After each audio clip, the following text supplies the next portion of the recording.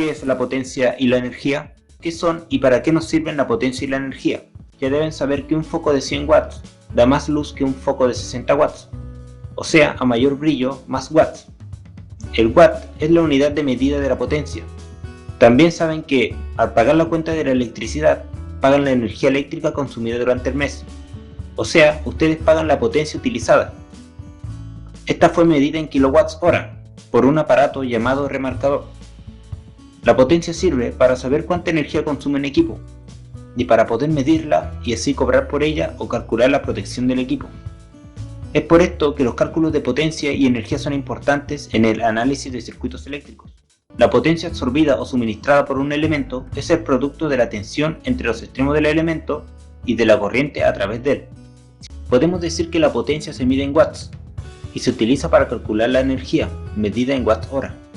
La potencia se puede entregar o consumir y es directamente proporcional a la corriente y a la tensión. Un dato importante a saber es que la potencia no solo se mide en watts, también se puede medir en HP o en HV, la cual corresponde a caballos de fuerza o caballos de vapor. Debes saber que los motores eléctricos siempre están medidos en HP. La electricidad se puede asimilar o se puede utilizar un ejemplo similar que es el agua. Entonces tenemos aquí un tanque de agua con una llave y el agua que sale de la llave. Haciendo la similitud con los sistemas eléctricos, tenemos que el voltaje puede ser el tanque de agua, donde tenemos el agua acumulada en cierto momento. Tenemos una resistencia que es la llave, la que nos permite que salga o no salga agua, y la corriente pues va a ser el agua que sale de la llave. La resistencia, si es muy alta, pues no hay corriente de agua. No hay corriente, no hay flujo de agua. Si yo empiezo a reducir la resistencia, pues voy a tener un flujo de agua mayor. Entonces esos tres conceptos se pueden utilizar con esta misma similitud del agua. ¿Y cuál es la relación entre ellos? Es esta multiplicación que se conoce como la ley de Ohm. Corriente por resistencia es igual al voltaje. ¿Y qué es la potencia? La potencia entonces es la relación entre el voltaje y la corriente. Es simplemente una multiplicación entre voltaje y corriente. Aplica igual para sistemas AC o para sistemas DC. Lo importante es que ambos conceptos, voltaje y corriente, estén en AC o ambos estén en DC.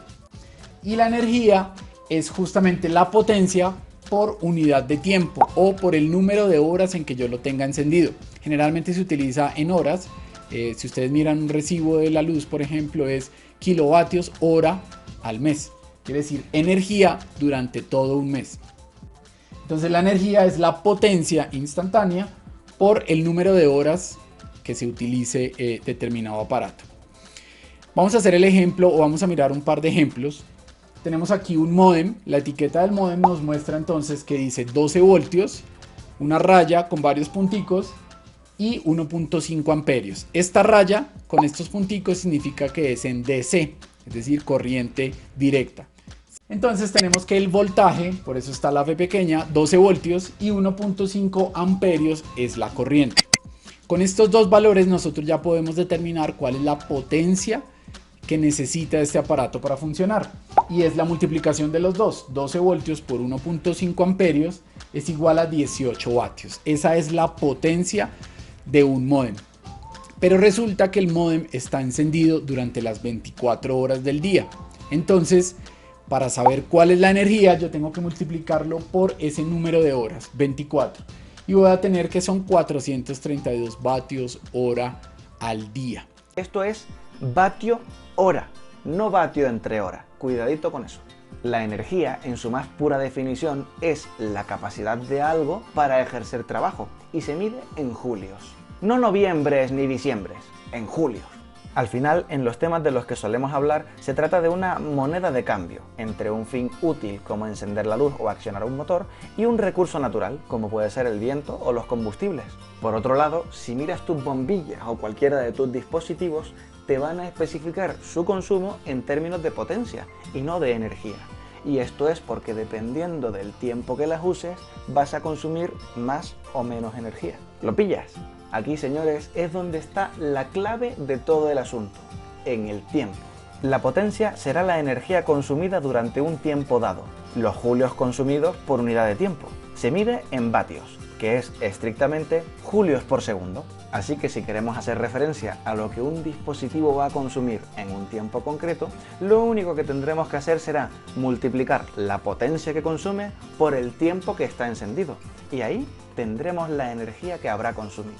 Visto así, tendríamos que los vatios multiplicados por las horas que está encendido dan la unidad vatios hora, que al final es lo mismo que decir julio. Si tenemos en cuenta que vatio es julio partido por unidad de tiempo y lo estamos multiplicando por horas, que al final las horas son tiempo, esto se va con esto y nos queda julio. Poniéndole números a este rollazo, si queremos saber cuánto consume nuestra bombilla LED de 5 vatios durante toda la noche, basta con multiplicar 5 vatios por 8 horas y tenemos que consumirá 40 vatios hora de energía. Ahora bien, ¿para qué nos sirve esto? Pues de entrada, para poder comprender nuestra factura de la luz.